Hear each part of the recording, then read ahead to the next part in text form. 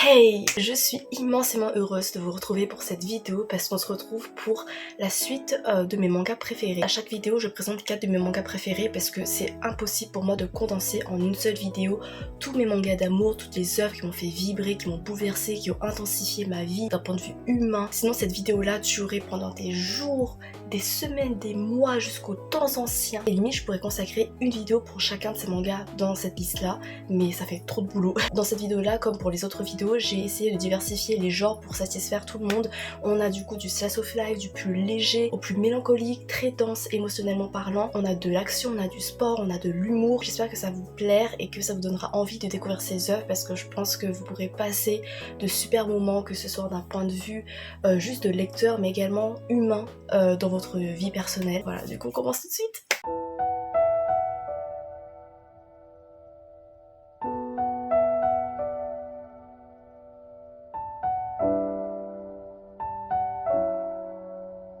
Alors on commence avec du très lourd parce que ce manga là c'est vraiment dans mon top, je sais pas, 5 peut-être de mes mangas préférés. Et avec Monster de Naoki Urasawa, c'est le meilleur seinen que j'ai lu de ma life. Il s'agit de March Comes in Like a Lion ou Sangatsu no Lion de Chika Umino chez Big Kana. Il y a également un anime qui en est dérivé et qui est constitué de 2 saisons et dont je vous conseille le visionnage parce que pour moi c'est l'anime le plus magnifique que j'ai vu esthétiquement parlant.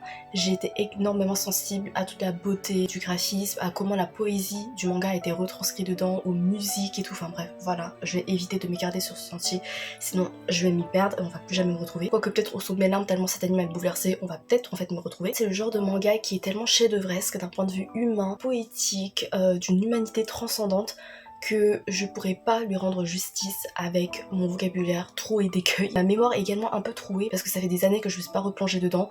Donc voilà, j'espère quand même pouvoir vous donner envie de découvrir ce chef-d'œuvre. Dans cette histoire, on suit Rei Kiriyama qui est un jeune homme de 17 ans qui a une vie un peu particulière parce qu'il est champion de shogi. Shogi, c'est un peu le jeu d'échecs japonais. Comme il arrive à gagner sa vie ainsi, il ne va pas à l'école et du coup il est assez isolé, il est voire marginalisé, comme il est très calme, très réservé, très distant des autres, du monde extérieur. Du coup il n'a pas l'occasion de se faire vraiment d'amis. Il vit tout seul parce qu'il a pas de famille, enfin il a une famille adoptive mais il a préféré prendre des distances parce que il se sentait pas vraiment à sa place. Tu sens qu'il est en dépression. Et l'un de ses points de lumière dans sa vie, c'est constitué d'une famille de 3 filles. Akari qui est la grande sœur, qui travaille, qui subvient aux besoins de sa famille. T'as Hinata qui est à peu près du même âge que Rei. Et t'as Momo qui est une petite fille. Et petit à petit, cette famille va s'immiscer doucement dans le quotidien de Rei pour lui construire une place, pas en marge de la société, mais dans un cocon familial, dans une dynamique dans lequel il va peu à peu accepter de s'intégrer au lieu de fuir encore une fois parce que il se sent comme une encombre. Au début, comme je vous ai parlé de shogi, ça pourrait peut-être vous rebuter parce que vous comme moi on n'est peut-être pas familière avec ce domaine-là, mais vraiment c'est pas grave parce que le monde du shogi s'est développé déjà petit à petit, on acquiert peu à peu les bases, les règles, mais c'est vraiment pas ça le plus important parce que le monde du shogi s'est mis au service du développement psychologique des joueurs, des personnages et notamment du héros, et ça va permettre de traverser plein de thèmes différents selon les destins, les questionnements personnels des personnages, que ce soit la peur de l'échec, la pression, la vieillesse également, mais on va pas s'étendre dessus parce qu'il y a tellement à couvrir. On suit avec beaucoup de délicatesse, d'émotion et de puissance le développement de Rei. Au niveau de sa dépression justement, ça m'a beaucoup marqué. C'est quelqu'un qui a toujours peur de déranger, d'être un poids. Il a tendance à s'effacer et il a peur de se lier aux autres. Et même quand plus tard il arrive à avancer et à s'émanciper de beaucoup de sentiments toxiques, il va encore être assailli de doutes, de questionnements vis-à-vis de lui-même, et c'est en fait ce va-et-vient dans son développement qui le rend tellement réel, parce que c'est vrai, l'évolution d'un humain, d'une humaine, c'est pas quelque chose de linéaire. On peut s'améliorer mais on peut encore chuter et c'est totalement normal. Et surtout on se débarrasse pas de sa dépression aussi facilement, mais c'est aussi un personnage qui est lumineux, qui est rempli d'espoir, parce que c'est avec une immense fierté que j'ai suivi l'évolution de cet enfant, comment on le voit petit à petit aller vers les autres, se rendre compte de son potentiel, de la valeur de son existence. Il va faire des pas qui sont maladroits, mais qui sont de plus en plus assurés, que ce soit dans le monde du shogi, dans sa profession, mais également dans sa vie personnelle. Et c'est notamment grâce à la petite famille des 3 filles dont je vous ai parlé, la petite famille Kawamoto. Et à chaque fois que Rei va leur rendre visite dans cette petite maison où t'as des chats qui chantonnent, où t'as de la bonne bouffe. C'est comme si son monde à lui et le nôtre également se paraient de couleurs chaudes, enveloppantes. On se sent enveloppé dans de la guimauve, dans des bras douillets. On se sent bercé par des murmures rassurants, chaleureux, qui nous acceptent comme on est et qui est une sorte de capsule temporelle, en dehors de tout, un petit nid sur lequel on se pose pour juste se reposer et passer un bon moment tellement tendre et pur avec ses 3 filles. Et il a parfois du mal à s'intégrer dans cette dynamique familiale et du coup petit à petit on observe comment il se laisse porter par leur amour, comment ces filles, sans le brusquer, tu vois, sans le forcer vraiment à confier tous ses traumas et tout, à juste leur faire profiter de sa présence et leur permettre à elles d'être présent dans son monde à lui, de montrer qu'il est aimé et accepté comme il est et qu'il est toujours le bienvenu chez elle. Il y a des réflexions très retentissantes et intenses et nuancées qui sont retranscrites de manière très poétique, très métaphorique par le graphisme, par le jeu des couleurs contrastantes, vives et qui peut vraiment résonner avec notre sensibilité. L'atmosphère générale qui est infusée dedans, c'est à la fois calme, nostalgique, parfois mélancolique et je trouve que ça retranscrit la beauté de la banalité de notre quotidien. Il y a également d'autres thèmes sociaux qui sont abordés, notamment il y a un arc autour du harcèlement scolaire et cet arc, la manière dont le harcèlement scolaire est traité, ça m'a pulvérisé, ça m'a bouleversé, c'est un réel. Ça a servi également de prévention au Japon parce que du coup ils ont fait une affiche qui reprend une scène hyper impactante autour de ce thème-là dans le manga. La manière dont ça a été traité dans ce manga, je le conseille, c'est puissant, c'est comme un accompagnement en fait et je vais pas pleurer. N'hésitez pas à jeter un œil au manga, à l'anime également. D'ailleurs, personnellement, j'ai commencé l'anime grâce à l'opening 1. Je vais vous mettre la vidéo de l'opening qui est sur le site officiel du groupe qui le chante. Je pense qu'avec l'AMV, ça peut vous donner déjà un avant-goût de toute la richesse émotionnelle et humaine que recèle cette histoire-là. Alors, attention, séance très pathétique de la vidéo. Du coup, j'étais en train de monter cette partie de la vidéo et je me suis dit, bah tiens, pourquoi pas revoir ce clip dont je vous ai parlé.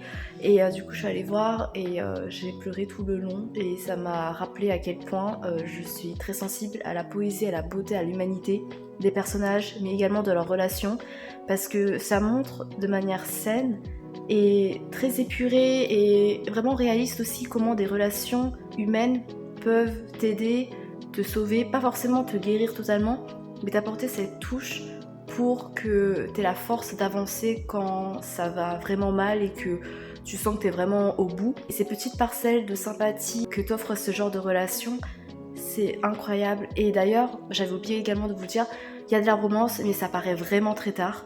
Et en fait, ça paraît même pas dans l'anime, ça paraît dans le manga. C'est très très lent, très progressif. Et c'est ça que j'adore aussi parce que ça montre que les relations, ça n'a pas à être romantique pour être puissante et pour t'aider mentalement, émotionnellement.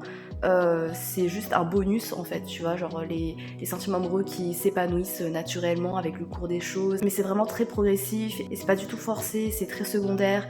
Et le plus important, c'est vraiment l'évolution personnelle des personnages et qu'est-ce qu'ils en tirent des relations sans en dépendre et comment ça leur permet de voir leur potentiel et que eux aussi ils sont capables d'aider les autres quand ils en ont besoin. Bref, il y a plein de trucs à en tirer, c'est incroyable, ça fait tellement du bien, c'est violent aussi psychologiquement et émotionnellement, ça va pas forcément vous épargner, mais il y a cette douceur diffuse et toujours présente qui t'aide en fait, vraiment.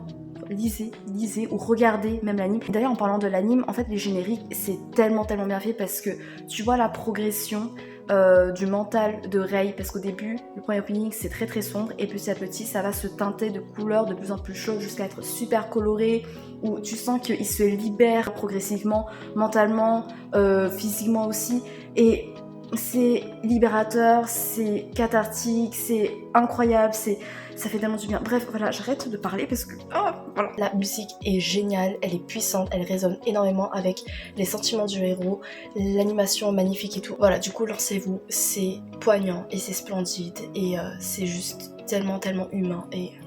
Wow, mind blowing quoi. Ensuite on va passer sur un registre beaucoup plus léger, toujours dans du slice of life, mais là c'est vraiment à l'opposé. Il y a pas de drama, c'est parodique, c'est what the fuck à outrance, j'adore.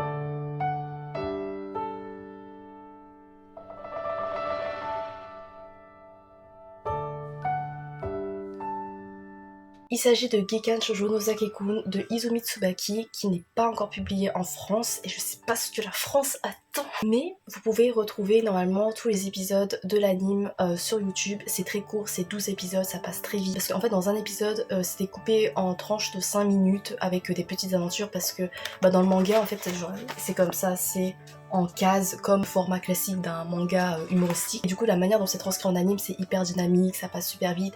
Il y a aussi 6 petits épisodes bonus disséminés sur YouTube également si ça vous intéresse. Et ici c'est la version taïwanaise quand j'étais à Taïwan, voilà. C'est pour ça que j'ai eu ce manga de manière privilégiée. Mais j'attends la publication en France parce que c'est hilarant, mais vraiment j'ai passé une bête de moment. Dans cette histoire, on suit Sakura, qui est une jeune fille de 16 ans, tout ce qu'il y a de plus banal. Elle est amoureuse d'un grand brun ténébreux, Nozaki. Et un jour, elle va se décider à lui déclarer sa flamme, elle rassemble son courage, elle y va, elle lui dit je t'aime et tout. Et Nozaki, il n'accepte pas ses sentiments, ni ne la rejette. Il a une réaction autre, il lui signe un autographe.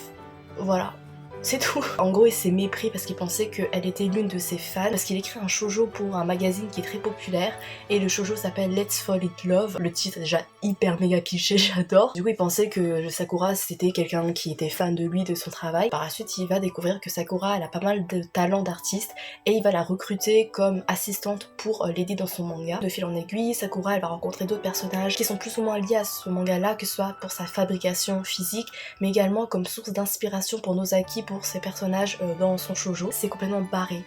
Rien ne va, les personnages sont what the fuck as fuck, ils sont absurdes, ça va parodier tous les codes du manga, que ce soit à l'intérieur du manga de Nozaki, Let's Fall in Love, t'as tellement de clichés de shoujo, le fait qu'il y a plusieurs love interests pour l'héroïne, mais ils se ressemblent tous, l'héroïne qui est hyper niaise, qui est hyper cliché, et ça reprend des scènes, mais parodiques, mais également dans le manga de Gekan Shoujo, où du coup ça va reprendre un peu les tropes, les clés du shoujo, mais en les détournant, en les parodiant de manière tellement ridicule et qui te prend complètement au dépourvu. Et les personnages, je les adore. En quelque sorte, ils sont dans une case, mais ils débordent quand même parce qu'ils sont tellement riches de manière mais comique et tellement attachante également. Et mon préféré c'est Miko Shiba, je sais pas si vous le voyez, il est là. C'est le cliché du mec qui flirte avec les filles, qui a des expressions séductrices à gogo, mais en fait il est hyper fleur bleue, il est hyper fragile émotionnellement, et surtout il se gêne lui-même, tu vois, genre il remplit son rôle de beau parleur et tout, et l'instant après il est hyper gêné en mode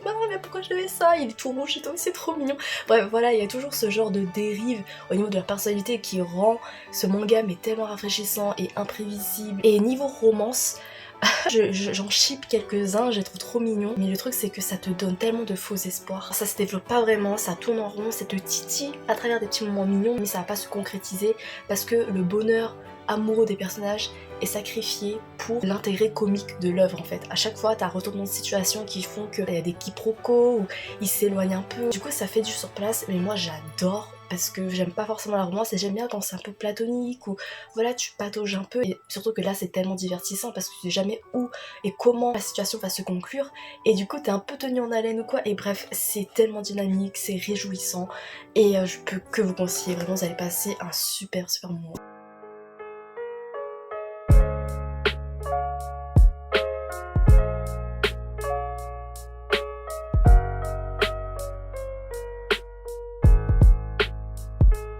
Encore un chef-d'œuvre pour lequel je pourrais pas rendre justice avec ma piètre existence. Il s'agit de Slam Dunk de Takehiko Inoue, publié chez Kana en France. Là, sa version japonaise, et je savais pas que j'avais une version japonaise de Slam Dunk. Je sais pas où j'ai acheté. Et c'est le tome 21, du coup voilà, c'est pas là qu'il faut commencer évidemment. Mais de toute façon, la couverture, vraiment, elle est tellement intense. Slam Dunk, c'est un des mangas de sport piliers de ce genre-là au Japon. Et c'est également le manga qui a popularisé le basket au Japon. Enfin voilà, c'est un truc de malade. Et si vous aimez tout ce qui est aspect psychologique, très humain des personnages, allez jeter également un œil aux autres œuvres de l'auteur parce que c'est un foutu génie avec un style foudroyant d'intensité, vraiment. Mais Slam Dunk, de quoi ça parle? On suit Sakuragi qui est un jeune adolescent très voyou, aux cheveux roux, rebelle et qui collectionne les râteaux. Voilà, parce que il tombe très facilement amoureux des filles et à chaque fois les filles le rejettent et il est très triste, et un jour il va jeter son dévolu sur une autre fille qui semble particulièrement intéressée par le club de basket pour l'impressionner. Sakuragi, qui n'a aucune base en basket, qui s'en fout complètement de ce sport, va s'inscrire au club de basket de son lycée, et là-bas du coup il va faire la rencontre de plusieurs personnes, dont le capitaine de l'équipe qui est le grand frère de cette fille dont il est tombé amoureux, et Rukawa qui va devenir son rival et qui est un grand ténébreux mais socialement hyper constipé. Vous voyez Kageyama dans Haikyuu, genre le mec c'est un roi, c'est un génie sur le terrain, mais en fait il est hyper awkward et tout. Bah Rukawa c'est son grand-père, voilà, c'est...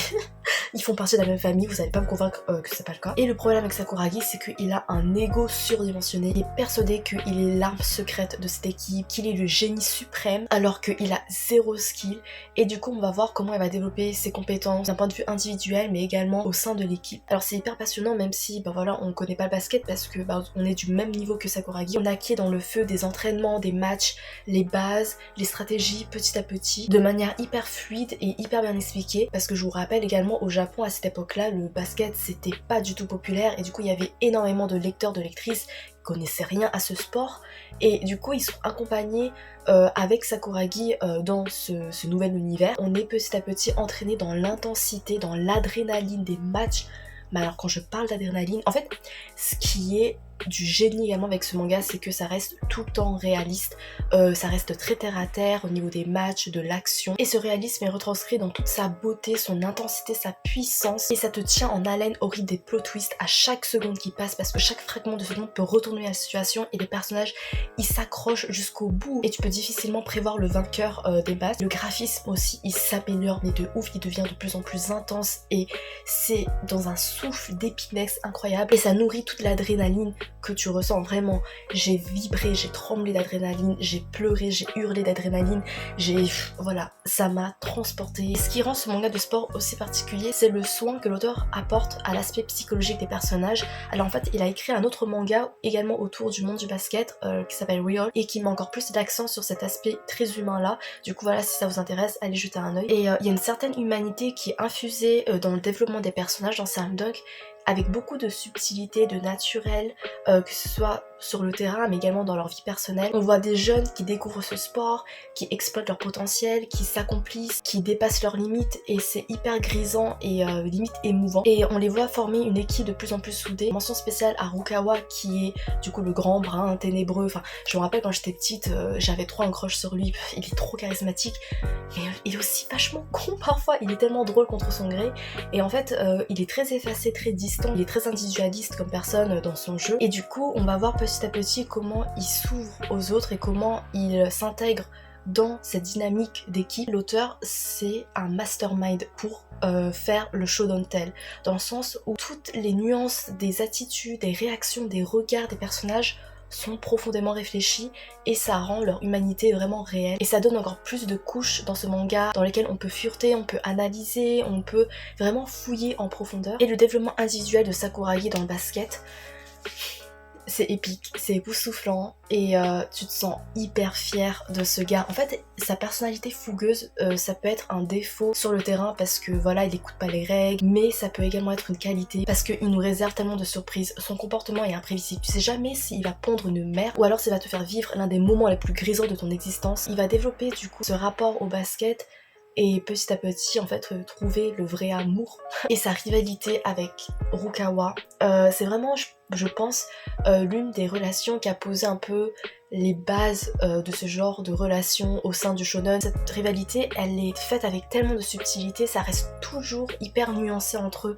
Il y a eu un équilibre entre de l'agressivité et des moments de plus en plus tempérés à mesure que voilà, malgré leurs différences et leurs différends, ils commencent à s'accepter, à se tolérer et même à sur le terrain, enfin je vais pas rentrer dans les détails, mais l'une de leurs scènes finales dans le match final, c'est l'une des scènes les plus iconiques dans le monde du manga, mais vraiment c'est époustouflant. Et en parlant notamment du dernier match, il y a un film de Slam Dunk qui est sorti en 2022 ou en 2023 en France, qui adapte du coup le dernier match et ils ont fait un choix scénaristique ultra intéressant. En gros, ils ont changé de point de vue pour se concentrer sur l'un des autres membres de l'équipe pour développer son histoire personnelle à lui et on sent encore plus la vibe hyper réflexive, hyper psychologique de l'œuvre de l'auteur parce que ça alternait entre les moments intenses du match avec des moments beaucoup plus contemplatifs, mélancoliques, de retour sur soi avec ce nouveau héros là, sur son histoire, sur ce que le basket lui a apporté, sur ses relations familiales et tout, et ça crée une richesse mais c'était hyper poignant, c'était puissant, c'était intense, c'était haletant. Je suis la meuf la moins sportive de l'univers, je déteste ça.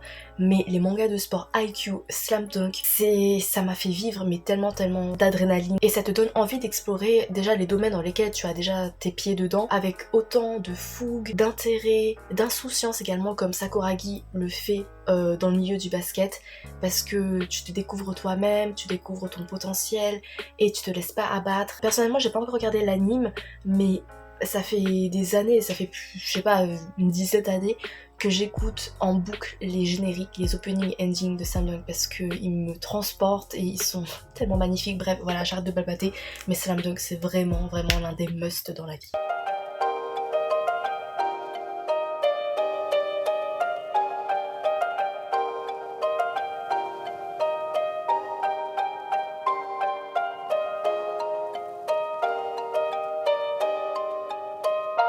Et enfin pour le dernier manga, alors ce manga de base il n'était pas dans cette liste de mes mangas préférés parce que j'avais abandonné une première fois et j'avais pas l'intention d'y retourner.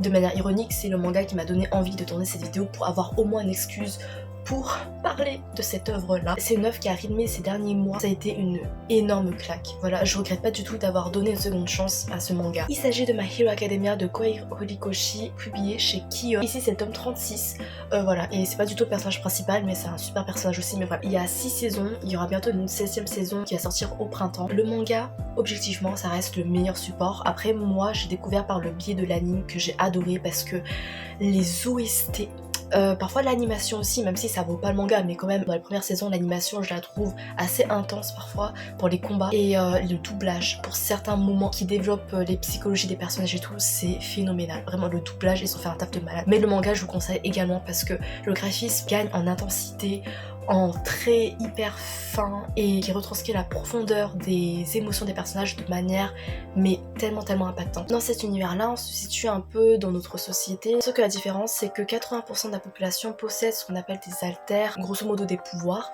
et du coup va se développer une société de héros. Donc des gens qui ont des alters, qui ont des pouvoirs peuvent s'entraîner pour obtenir la licence qui leur permet de devenir des héros et donc d'utiliser leur pouvoir librement pour se défendre, pour protéger les gens dans un cadre professionnel. Et on suit un héros, Midoriya, qui est un jeune garçon qui lui rêve de devenir un héros à l'image du héros number one dans cet univers là qui est All Might, et voilà, c'est vraiment son modèle. Il a envie d'être aussi fort, d'être aussi altruiste, d'aider autant de gens que All Might, sauf que le problème de Midoriya c'est qu'il n'a pas d'alter.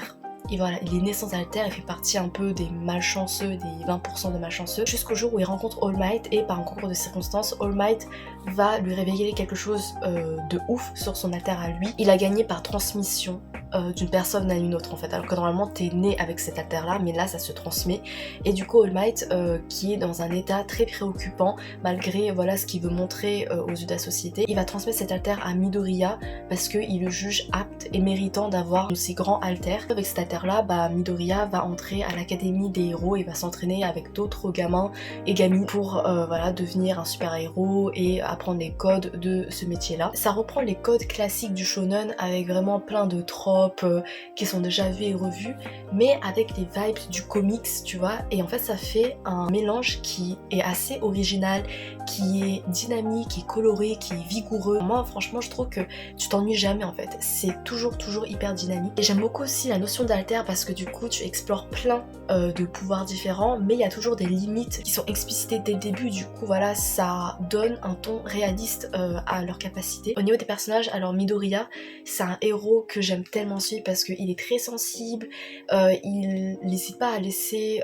exprimer sa vulnérabilité, ses doutes, ses questionnements. Il est très prévenant envers les autres, il a une empathie hyper forte, il est drôle aussi, genre il arrête pas de overthink, de réfléchir à 100 à l'heure à tel point que parfois il murmure ses réflexions et c'est hyper désagréable et du coup c'est trop drôle. Il compense ses défauts en force physique avec son intellect et du coup ça donne lieu à des stratégies qui sont assez satisfaisantes à voir, et d'autant plus que le manga va exploiter de plus en plus, de manière progressive, la notion de héros vs vilain pour nuancer tout ça. À partir de maintenant, je vais souvent switcher entre Deku et Midoriya pour désigner le protagoniste parce qu'en fait, il est désigné de plusieurs façons dans l'histoire. Parce que Midoriya, c'est son nom officiel, c'est son vrai nom, mais Deku, c'est son surnom qui est très souvent utilisé. Et voilà, du coup, par habitude, bah, je switch également, donc désolée d'avance. Et on voit ces notions-là de plus en plus nuancées via la prise en maturité de Deku. Ça va remettre en question la vision du numéro 1, genre c'est quoi être un héros numéro 1, c'est quoi être un héros tout court. Ça va critiquer, ça va dénoncer en quelque sorte les dérives en quelque sorte liées à la hiérarchisation et la capitalisation du métier de héros. Ça peut entraîner de superficiel et d'hypocrisie dans ce système-là. Et à mesure que la société va devoir se remettre en question, bah Deku petit à petit va prendre son envol en tant que héros, va se détacher de l'idéalisation qui se fait d'All Might comme voilà, le modèle de héros à avoir pour construire sa propre vision du héros et forger sa propre manière d'être un héros de manière plus saine et plus réfléchie et plus ouvert aux autres également. Et du coup je trouve que dans cette volonté de s'émanciper de la vision manichéiste des choses, c'est des sujets qui sont exploités de manière tellement passionnante et tellement poussée, et ça permet notamment de mettre en avant les antagonistes sous un jour plus humain. Alors en fait ils incarnent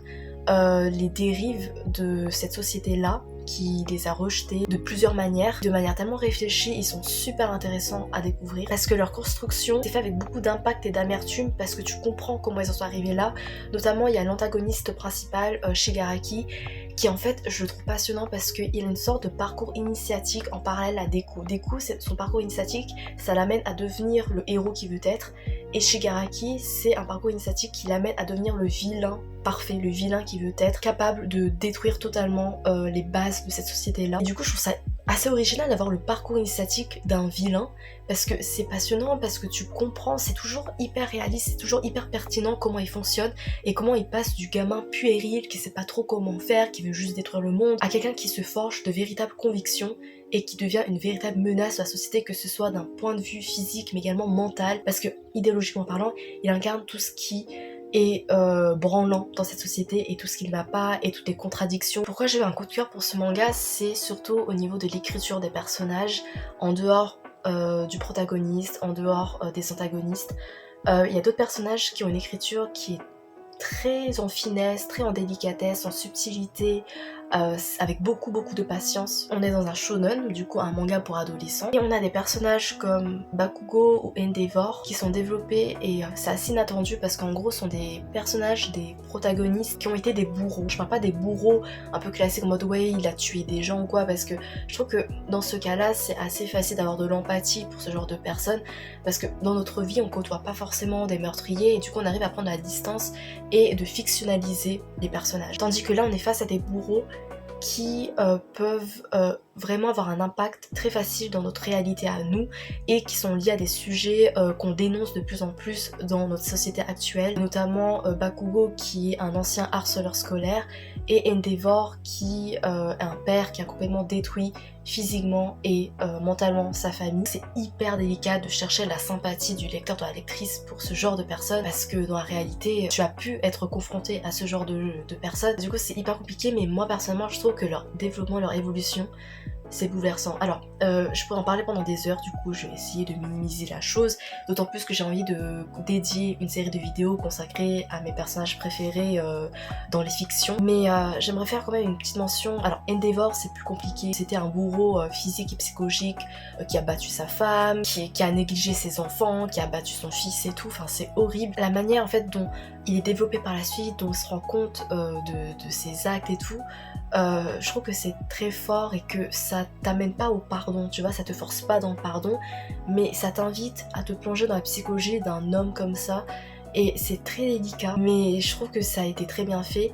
Mais je veux surtout parler de Bakugo, qui est le deuxième protagoniste masculin de My Hero Academia, et qui pour moi forge le génie de cette œuvre, parce que quand je repense à tous les moments intenses, les meilleurs moments du manga sont que des moments de Bakugo, parce que son développement, tout comme le développement de Endeavor, c'est toujours un développement dans le respect des victimes, dans le sens où il va pas chercher le pardon, il veut pas évoluer, il veut pas grandir pour se faire pardonner. C'est une prise en conscience sincère et franche de ses actes passés et ils sont mus par un respect grandissant à autrui, par une volonté de changer sans attendre forcément de reconnaissance, d'éloge ou de pardon, et je trouve que c'est quand même assez inspirant. Et Bakugo, la manière dont il change tout au long du manga pendant 400 chapitres, c'est très fort parce que c'est fait tout en subtilité, il y a beaucoup de non-dits, c'est à toi de faire quelques parallèles, de déceler, d'interpréter les regards, les comportements, les mots de Bakugo parfois. Et il a des moments, en fait c'est ça que je trouve intense, c'est qu'il y a des moments forts de My Hero Academia, mais il y a aussi des moments en arrière-plan de développement, de construction de personnages, et comment petit à petit ça va mener de manière hyper réaliste et pertinente à ces moments forts d'émancipation psychologique, parce que c'est jamais balancé comme ça en mode fanservice, ça a toujours été préparé en foreshadowing, en arrière-plan, et c'est à toi en fait de porter ton attention dessus, d'analyser un peu, de décortiquer, et c'est un jeu humain qui est passionnant, qui est captivant, qui est fascinant. Je me régale avec toutes les analyses de psychologie de personnages dans My Hero Academia et je trouve que c'est tellement fort pour un shonen. Surtout que Bakugo, c'est un peu un message d'espoir pour les enfants qui ont été dans son cas, c'est-à-dire des enfants bourreaux, des enfants qui ont harcelé d'autres personnes, parce que ça montre qu'ils peuvent changer et que c'est pas une remise en question totale de leur personnalité, de ce qu'ils sont. Bakugo, sa hargne, son ego, sa fierté, sa confiance en lui, ça va pas être, tu sais, brisé par sa remise en question, son humilité progressive, non, genre il peut rester lui-même et en même temps évoluer de manière plus saine, et c'est pas quelque chose qui va briser son ego, qui va le faire paraître pour un faible, et je trouve que ça peut vraiment faire prendre conscience à des enfants qui sont très entêtés dans leur vision des choses, dans la manière dont ils veulent se sentir supérieurs aux autres. Du coup Bakugo, ça peut être un modèle pour eux, et je trouve que c'est fort, parce que pour moi, les enfants qui sont dans ce cas-là, et c'est pas des gens qui sont condamnés en fait, tu vois, genre c'est pas comme Endeavor où lui il a commis des trucs, enfin c'est vraiment impardonnable. Bakugo, c'est quelqu'un qui est en pleine construction et dans lequel tu peux te reconnaître, parce que c'est quelqu'un qui est bourré de questionnements, de doutes envers lui-même, qu'il cache sous un tapis d'ego, d'agressivité, de violence, de rejet des autres, et tu vas voir comment petit à petit il va se dévoiler, et bref, c'est magnifique. Je vais arrêter là, sinon je pourrais disserter pendant des heures sur ce personnage, sur la beauté, la profondeur de ce personnage, mais je vais m'arrêter là. Mais sinon, en dehors des personnages, les combats, l'action, l'adrénaline de certains moments, les plot twists, c'est phénoménal, c'est incroyable, c'est épique. Les OST, ils sont brillantissimes, c'est vraiment mon compositeur préféré qui fait toute la bande son, qui te transporte, qui est d'une épicnesse sans nom. Ah oui, une dernière chose, je voulais également vous parler du développement hyper naturel des relations entre les personnages. T'as des amitiés, comment ils se tissent de manière mais tellement naturelle, vraiment j'adore. Il y a des petits détails en arrière-plan qui enrichissent de manière subtile et discrète la profondeur et la complexité et l'humanité, le réalisme de leurs relations sans en faire trop. Et moi je suis quelqu'un qui accorde beaucoup d'importance aux petits détails, à des trucs hyper banals, parce que je trouve que c'est dans ça qu'on retrouve la richesse sincère et pure et dure des relations, des dynamiques entre les personnages, et il y en a tellement dedans.